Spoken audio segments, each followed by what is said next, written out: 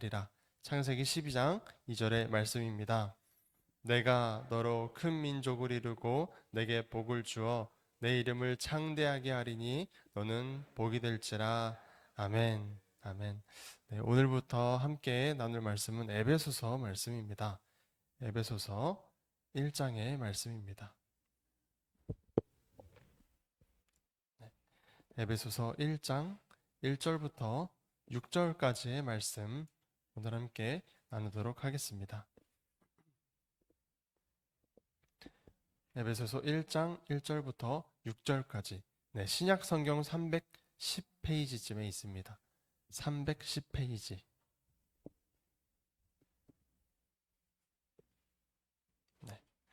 에베소서 1장 1절부터 6절, 1절 제가 먼저 읽으면서 함께 교독하시도록 하겠습니다. 하나님의 뜻으로 말미암아 그리스도 예수의 사도된 바울은 에베소에 있는 성도들과 그리스도 예수 안에 있는 신실한 자들에게 편지하노니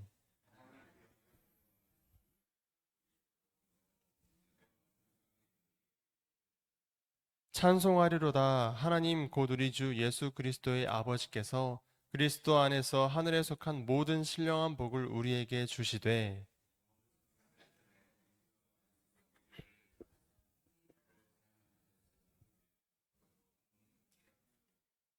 그 기쁘신 뜻대로 우리를 예정하사 예수 그리스도로 말미암아 자기의 아들들이 되게 하셨으니 이는 그가 사랑하시는 자 안에서 우리에게 거저 주시는 바 그의 은혜의 영광을 찬송하게 하려는 것이라. 아멘. 아멘. 네, 이 말씀이 쓰여질 1세기죠. 1세기. 예수님께서 오시고 얼마 안 된 1세기 당시에 이때는 철학이 꽃피던 시기였습니다. 사람들은 철학과 또 철학에 대한 깨달음이 사람의 행동을 변화시킨다라고 주장했죠. 이때 당시에 사람들이 우리가 생각하는, 우리가 한 번쯤은 들어봤던 그런 철학자들입니다. 아리스토텔레스나 그 제자들, 플라톤과 이런 사람들이죠. 그러나 바울은 말하기를, 고린도 전서에서 바울은 말합니다. 사람의 행동을 변화시키는 것은 다름 아닌 성령이시다라는 겁니다. 성령의 능력으로 새로 태어나고 성령의 능력으로 변화되는 것을 바울 자신이 먼저 진하게 경험했고 또 이제 우리가 경험하고 또 경험을 전할 차례인 것이죠. 오늘부터는 에베소서를 함께 보려고 합니다. 바울은 에베소서를 통해 영적인 이야기를 굉장히 많이 하기 시작합니다. 어떤 브루스라는 학자가 있어요. 학자는 에베소서가 바울 신학의 정수를 담고 있다라고 말할 정도로 깊고 깊은 영적인 깨달음들을 담고 있고 또 우리에게도 그런 깨달음들이 있기를 소망합니다. 먼저 에베소에 대한 간단한 배경 지식 말씀을 드리겠습니다. 에베소서에 대한 말씀은 사도행전 19장에 나타납니다. 바울이 사도행전 19장에 에베소에 가서 이렇게 에베소에서 3년간 그 하나님의 몸된 교회를 세우기 위하여서 3년간 열심히 예수 그리스도를 전하기 시작합니다. 에베소는 항구 도시입니다. 항구 도시. 아시아의 수도로 불릴 정도로 많은 사람들이 오가는 도시였고 튀르키예, 터키 지역에 있습니다. 항구 도시의 특징이 있죠. 네, 에베소라는 도시도 우상숭배, 매춘, 술, 방탕의 대명사였습니다. 아데미 여신을 섬겼고 마술사들이 또 있었습니다. 바울이 사도행전 19장에서 에베소에 가서 바울이 사용한 손수건을 아픈 병자에게 올려놓으면 그 병자가 나았다 했던 것이 바로 그 에베소 지역에서 일어난 일입니다. 이제 바울이 사도행전 19장의 말씀처럼 사역을 다하고 다른 곳으로 이동한 뒤에 로마 감옥에서 에베소를 향하여 쓰고 있는 편지가 바로 에베소서입니다. 또 다른 바울의 편지들을 보시면 그 지역의 그 교회가 어떤 잘못을 했거나 분란이 있거나 어떤 사건이 있어서 바울이 그러면 안 된다라고 편지를 쓰는 내용이 많은데 그러나 에베소서는 그런 내용이 아니라 그 지역에 있는 교회들이 함께 돌려볼 수 있도록 이걸 회람서신이라고 하는데 함께 돌려보면서 믿음을 견고하게 하도록 하는 그런 서신이었습니다. 그래서 어떤 한쪽으로 치우친 내용이 아니라 어떤 거를 더 주장하거나 화해를 더 주장하거나 어떤 말 조심해라 이런 걸 주장하거나 이런 게 아니라 함께 예수 그리스도 안에서 믿음이 견고해져 갈 수 있도록 쓴 편지라는 거. 그거 한번 기억해 주시면서 내용을 들어가 보면 좋겠습니다. 먼저 바울은 인사와 안부를 건넵니다. 에베소서 1장 1절입니다. 하나님의 뜻으로 말미암아 그리스도 예수의 사도된 바울은 에베소에 있는 성도들과 그리스도 예수 안에 있는 신실한 자들에게 편지하노니, 바울 자신의 부르심에 대해서 말하고 있습니다. 자기 마음대로의 뜻이 아니라 하나님의 뜻으로 예수 그리스도의 사도가 된 바울, 네, 이렇게 말하고 있는 것이죠. 에베소서를 보시면 또 부르심에 대한 내용도 많이 있습니다. 여러분들은 어떤 부르심이 있으십니까? 하나님의 뜻대로 예수 그리스도의 백성으로의 부르심을 우리 모두는 지금 받은 것입니다. 내 생각대로 이루어지는 나의 인생이 아니라 하나님의 뜻대로 이루어지는 나의 인생이란 것이죠. 우리들이 그렇게 부르심을 받았다는 것입니다. 이 부르심을 생각하시면서 이어서 2절의 말씀입니다. 하나님 우리 아버지와 주 예수 그리스도로부터 은혜와 평강이 너희에게 있을지어다. 은혜와 평강은 하나님과 예수님으로부터 나오는 것입니다. 이를 하늘로부터 내려오는 은혜와 평강이라 합니다. 그 어떤 사람도 스스로 은혜와 평강을 만들 수도 또 남들에게 끼칠 수도 없는 것이죠. 우리가 기도할 때, 말씀 안에 똑바로 서 있을 때 그 어떤 어려움 속에서도 하나님의 평강이 임할 것입니다. 이 말은 하는 일이 모두 잘 되고 형통하고 이런 말이 아닙니다. 바울과 신약 성경의 수많은 사람들이 어디 탄탄대로의 길을 걸었다고 기록되어 있습니까? 사망이 당장 내게 엄습할 것처럼 무섭고 음침한 상황 속에서도 하늘로부터 은혜와 평강이 임할 것이다. 그게 바로 참된 은혜와 평안인 줄 믿습니다. 3절부터 영적인 비밀들에 대하여서 바울은 말하기 시작합니다. 복음에 대한 비밀입니다. 3절, 찬송하리로다 하나님 곧 우리 주 예수 그리스도의 아버지께서 그리스도 안에서 하늘에 속한 모든 신령한 복을 우리에게 주시되. 하늘의 신령한 복을 하나님께서 주셨는데 그 복이 무엇인가 보니 우리를 부르셨다라는 것으로 시작하는 내용들입니다. 근데 그 부르심의 자초지종, 자세한 이야기를 바울이 말합니다. 네, 4절입니다. 곧 창세전에 그리스도 안에서 우리를 택하사 우리로 사랑 안에서 그 앞에 거룩하고 흠이 없게 하시려고. 창세전에 있었던 일을 말하기 시작합니다. 천지 창조 전부터, 이 지구와 우주가 생기기도 전부터 하나님께서 함께 계셨던 그리스도 안에서 우리를 생각하셨고 택하셨다라고 지금 말하고 있는 것입니다.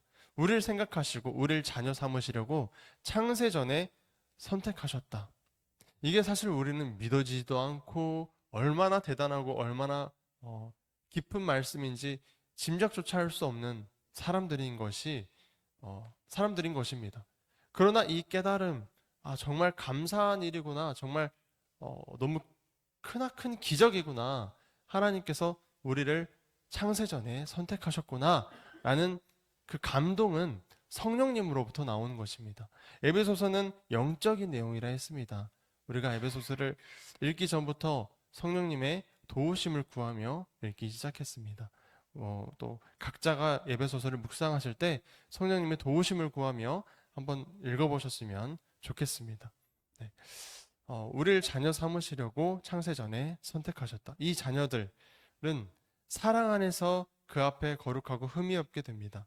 오늘은 이 본문에 나타난 사랑 안에서 거룩하고 흠이 없게 된다가 아마 가장 중요한 내용이 될 것 같습니다. 사랑 안에서 하나님 앞에 거룩하고 흠이 없게 된다.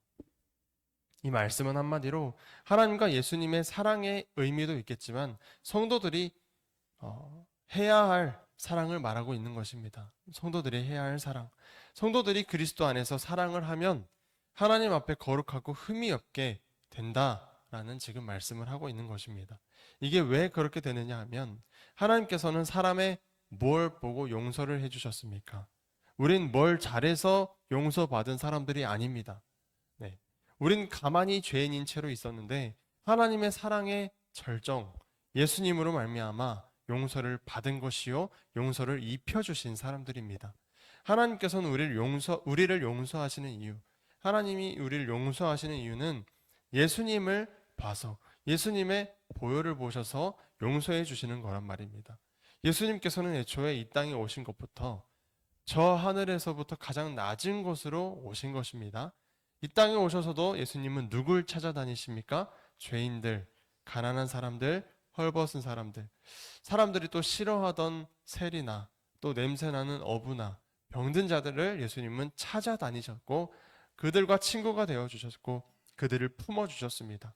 그리고 우리에게 한 가지 부탁을 하십니다. 내가 너희를 사랑한 것 같이 너희도 서로 사랑해라. 내가 너희에게 보여줬던 모습처럼 너희도 서로 사랑해라. 이게 새 계명이다. 이게 율법의 완성이다. 라고 말씀하셨고 몸소 보여주신 것이죠. 이는 구약 내내 하나님께서 말씀하신 거룩에 관한 말씀이요. 율법의 완성인 것입니다. 레위기 19장에서 잠깐 보시면 하나님께서는 너희는 거룩하라.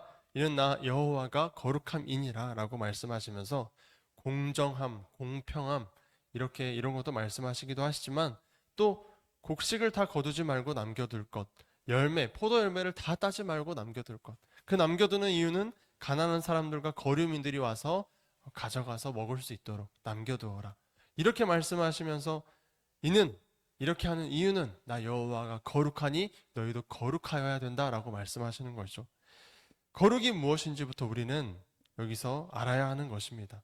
지극히 높으신 하나님의 아들이 이 땅에 내려온 것이야말로 거룩이요. 거룩 그 자체요. 낮은 자들을 향해 가시고 죄인들을 품으신 예수님의 모습이 바로 하나님의 모습, 거룩이었다는 것입니다.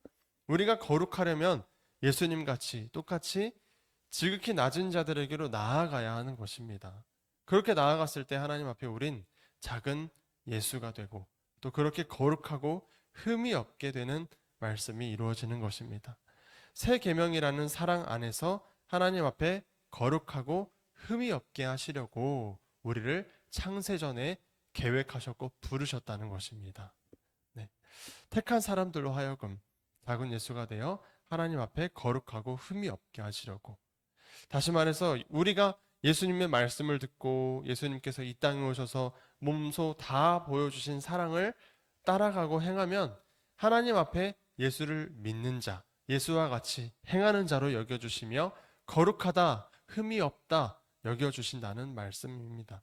예수님께서는 자기 자신을 믿고 가만히 있으라 너희끼리 살아라가 아니라 살아내어라, 이 인생을 살아내라, 더불어 살아내라. 말씀을 듣고 행하는 자가 반석 위에 집을 지은 자와 같다. 구원받은 것이 진정 감사하다면, 나를 위해 피 흘려주신 것이 정말 믿어진다면, 우리의 마음이 얼마나 썩어 문드러진지는 우리 각자가 가장 잘 아실 것입니다. 이런 나를 위해 죽어주셨는지가 우리가 감사하다면 우리의 행동은 어떠해야 하겠습니까? 감사하니까 가만히 있는 건 말도 안 되는 것입니다. 그렇다고 억지로 행동을 하라고 지금 말씀드리는 게 아닙니다. 적어도 왜 나를 구원하셨는지, 왜 죽으셨는지, 하나님 아버지의 마음은 어떠하신지 알고 싶어 해야 하는 것 아니겠습니까? 하나님께서 창세전에 생각하시고 계획하신 그 놀라운 묵시, 예언, 지금껏 알 수 없었던 하나님의 마음이 예수 그리스도를 통해 우리에게 계시된 것입니다. 이 얼마나 놀라운 말씀인지 우리는 알아야 합니다. 하늘의 신령한 복이 무엇인지 구약의 수많은 선지자들은 몰랐는데 오늘날 예수님을 통해 우리에게 그 복이 무엇인지 보여주셨다는 것입니다. 그 복은 예수님의 삶 그 자체요. 하나님의 말씀에 순종함이요. 그때 따라오는 영원한 생명과 하나님의 나라인 것입니다. 이어서 5절을 읽도록 하겠습니다. 5절에 보시면 그 기쁘신 뜻대로 우리를 예정하사 예수 그리스도로 말미암아 자기의 아들들이 되게 하셨으니, 하나님의 뜻대로 예수님처럼 사는 것을, 사람들이 예수님처럼 사는 것을 기뻐하는 빛의 사람들이 나타나는 것, 이 땅에 나타나는 것, 하나님께서 계획하신 그 빛의 사람들이 이 땅에 나타나는 것을 하나님께서 기뻐하셨다는 것입니다. 그러니까 이게 로마서 8장 19절의 말씀도 보시면 피조물이 고대하는 바는 하나님의 아들들이 나타나는 것이니 예수님께서 그 아들 중에 첫 번째 장자가 되셨고 우리도 예수님을 따라가는 하나님의 아들들, 딸들로서 이 땅에 나타나야 하는 사람들인 것입니다. 예수님께서 먼저 나타나셨고 똑같이 따라서 하나님의 아들들과 딸들이 줄줄이 나타나야 된다는 것. 그것을 피조물이 고대했고 하나님께서도 기뻐하신 뜻이라는 것이죠. 이어서 6절에 보시면 이는 그가 사랑하시는 자 안에서 우리에게 거저 주시는 바 그의 은혜의 영광을 찬송하게 하려는 것이라. 그가 사랑하시는 예수 그리스도 안에서 우리에게 거저 주시는 바가 무엇이냐 하면 하나님의 은혜의 영광을 찬송하는 것이라고 말합니다. 우리로 아무 대가 없이 거저 하나님의 자녀로 삼아 주시려는 것이고, 자녀가 된 우리는 하나님께서 주신 은혜가, 그 영광이 얼마나 크고 아름다운지를 찬송하게 하시는 겁니다. 우리가 하나님의 아들들로서 딸들로서 진정 예수님의 길을 따라갈 때, 그때야 비로소 이 은혜가 얼마나 큰지 그 영광을 찬송할 수 있게 된다는 것이죠. 네, 자녀가 된 우리는 그렇게 살아가야 한다는 것입니다. 이 기적과도 같은 놀라운 말씀은 우리 머리로 다 이해할 수조차 없는 신령한 복에 대해 말하고 있습니다. 다시 말해 하나님의 마음에 대해 말하고 있는 것입니다. 예수님께서 하나님의 마음을 구하라라고 말씀하셨잖아요. 오늘 이 말씀을 통해 하나님의 마음이 드러나고 있는 것입니다. 그 신령한 복을 깨달은 자들을 보십시오. 예수 그리스도가 그 시작이시요 그 제자들, 또 예수를 본받아 살아갔던 사람들은 이 세상의 부귀영화가 아닌 하늘의 것을 바라며 살아갔습니다. 묵시가 계시가 되었습니다. 예수님을 통하여서 감추어졌던 하나님의 마음이 우리에게 드러나고 또 우리에게 이해가 되기 위하여서는 성령님의 도우심이 필요한 것입니다. 우리는 평생을 살아가며 하나님의 마음을 구하는 기도를 해야 합니다. 하나님의 마음을 온전히 구하시며 말씀을 읽으면 처음엔 흐릿하게만 느껴지는 하나님의 마음이 점점 더 선명하고 또렷하게 알도록 도와주실 것입니다. 말씀을 정리하겠습니다. 에베소 교회에 대한 바울의 편지입니다. 네, 감옥에서 바울이 지금 편지를 쓰고 있습니다. 바울 신학의 정수라 할 수 있는 영적인 이야기가 여기 담겨 있습니다. 영적인 말씀이기에 우리도 영으로 들으셔야 합니다. 성령님께 도움을 구하시고 말씀을 읽어보시라는 말입니다. 3절에 바울이 찬송하리로다 하며 말하는 것은 하늘에 속한 신령한 복을 하나님께서 우리에게 주셨다는 것이 저절로 찬송이 나올 정도로 감사하고 놀라운 일이라는 것이죠. 그 신령한 복의 자세한 내용을 보니 사람을 만드시기도 전에 우리 각 사람을 선택하셔서 사랑 안에서 거룩하고 흠이 없게 하시려는 하나님의 계획을 세우셨다는 것입니다. 이 계획이 하나님의 기쁘신 뜻이었고 사랑 안에서 거룩하고 흠이 없는 존재로 우리를 만드시려고 미리 정하시고 오늘날 하나님의 아들들, 딸들로서 나타나게 하셨다는 것이 바로 그 복이라는 것입니다. 그 첫째 아들, 장자가 되시는 분은 예수님이요. 예수님을 따라서 줄줄이 이 땅에 나타난 하나님의 아들들과 딸들이 되게 하셨다. 우리가 생각하는 사랑이 아닌 예수님께서 보여주신 사랑, 그 사랑이 하나님의 거룩인 것입니다. 높은 곳에서 낮은 곳으로 찾아오신 사랑, 나 여호와가 거룩하니 너희도 거룩하라 하신 말씀을 따라 우리도 우리보다 더 낮은 곳으로 찾아가는 사랑, 그리하여 한 사람 한 사람이 작은 예수가 되어 하나님 앞에 거룩하고 흠이 없게 되는 신령한 복을 누리게 되길 소망합니다. 그것이 하늘로부터 오는 참된 은혜와 평강인 줄 믿습니다. 기도하겠습니다.